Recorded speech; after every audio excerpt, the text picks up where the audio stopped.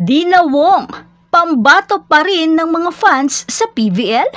Tila wala pa rin kupas ang karisma ng isa sa mga setter ng Choco Mucho Flying Titans sa first ever Pilipinas Live PVL Press Corps Awards dahil hawak pa rin niya ang corona bilang isa sa mga pinakamamahal na atleta at siya ay walang iba kundi ang napakasikat na si Dina Wong.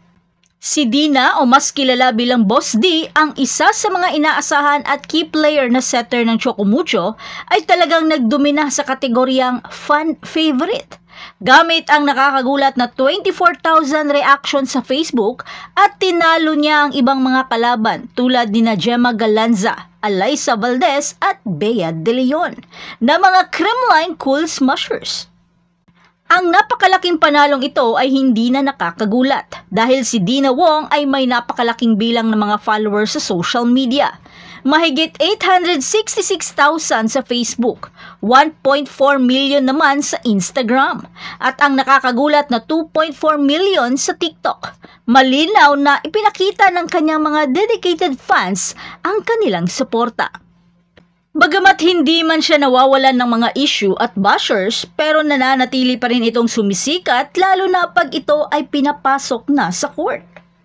Pero hindi lang doon natapos ang mga parangal. Bumoto rin ang mga tagahanga para sa Pilipinas Live Game of the Year.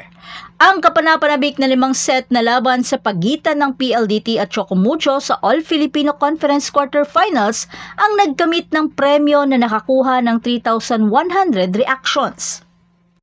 Ang nakakahingal at makapigil hiningang laban na ito na nagtampok sa isang maalamat na paghaharap ni Sisi Rondina at Savi Davison ang tunay na nakakuha ng atensyon ng mga manunood.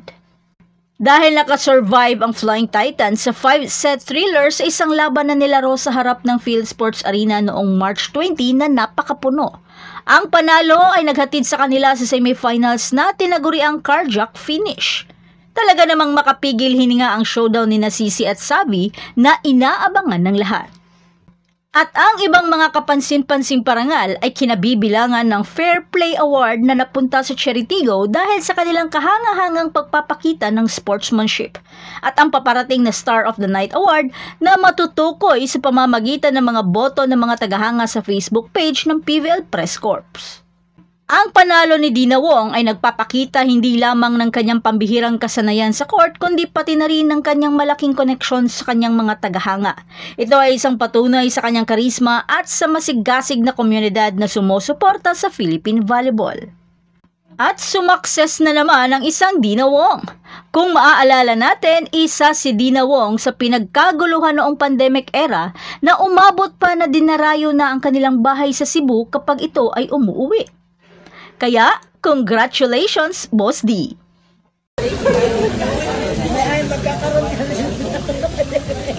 Sana may magregalo ng sak. Sak lang din. Sak lang kasi 1 lang siya. Kaluwi yun! Okay na kayo?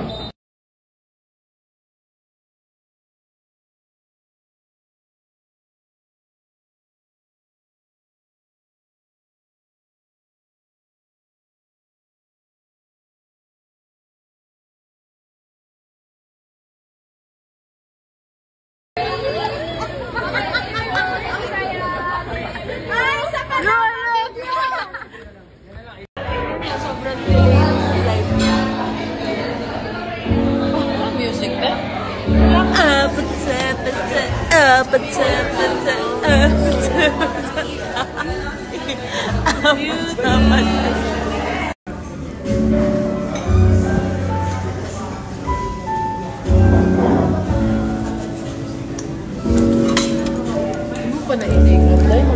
Paano sa'yo to if you're watching?